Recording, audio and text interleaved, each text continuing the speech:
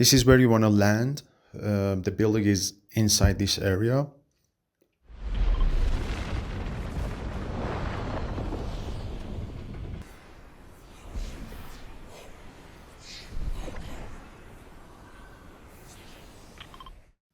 After landing, look for this sign, smash and grab.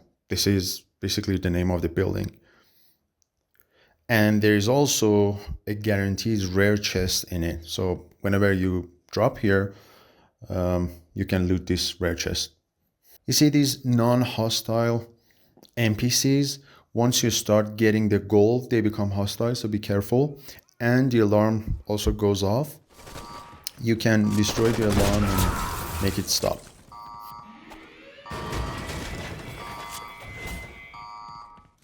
You can loot these platforms or stands for the gold, or you can also destroy them.